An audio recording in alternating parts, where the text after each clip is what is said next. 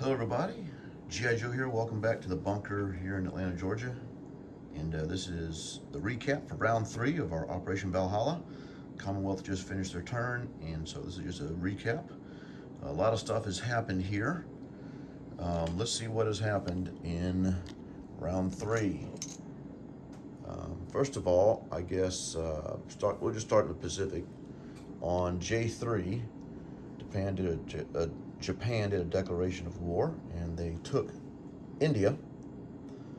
There was a blockade here, but they killed the 3 ships, left their blocked armada, and then brought their escort ships around. They did take India, and they placed a complex in Kwai Chau, and that was kind of what Japan did over here. I'm sure they did and then they landed in Thailand, or maybe that was J2, I can't remember.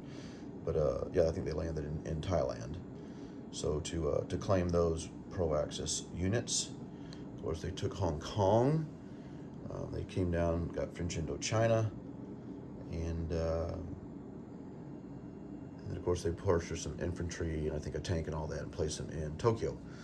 Well, America, seizing the opportunity, decided to come up and take Korea. Japan opted not to scramble. And of course, Russia stepped into Amur right before Japan's declaration of war. They saw that coming. So U.S. bought cruiser transport there, moved their battleship up, moved a bomber up here to Aleutian. Also here in the Pacific, Commonwealth came up here and attacked Palau. You may ask, why Palau? Well, it's an Axis nation, so that's an NO for them, so they'll get a +2 for that. Moved a sub over here to 33. And then UK, in response to India taking Calcutta, I think Japan taking Calcutta, UK in response countered. They had a huge horde here. They countered here with some of their forces and Air Force, took it back, and then they moved their Malaya force up to Shan State to force Japan to have to deal with it. And then, of course, they pulled back here to the Middle East, brought their Navy over from 80 over here. They took Iran. Okay. They did make an attempt at Iraq and were able to kill one of the 2 standing armies, pro-Axis armies, but failed at taking the territory. So they lost 2 land units there.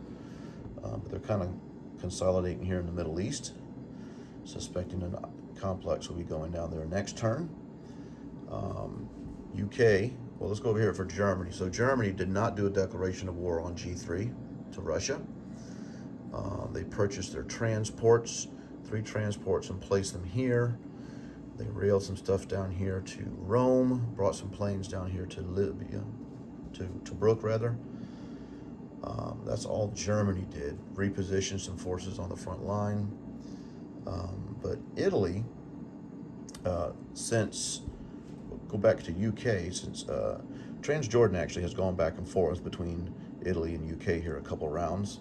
And UK did take Transjordan back, but in doing so, they spent the 3 infantry they had here, and it killed all 3 infantry in attacking. They did drop 3 infantry here, but that was pretty light, just 3 infantry.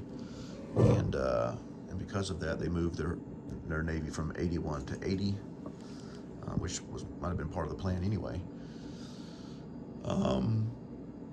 Italy, seizing the opportunity, brought in a couple transports, offshore bombardment, and a bomber that forgot to attack this little sucker.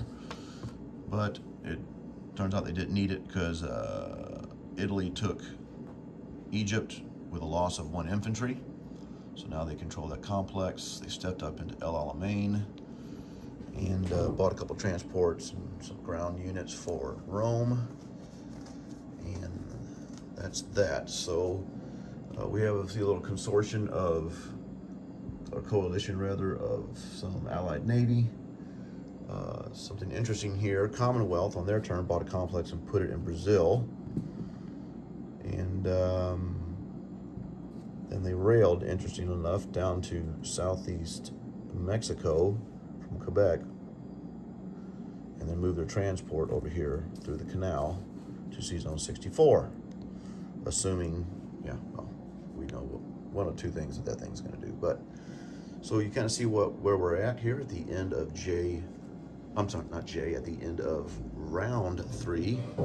As far as points are concerned, the Axis had 8 points with Calcutta.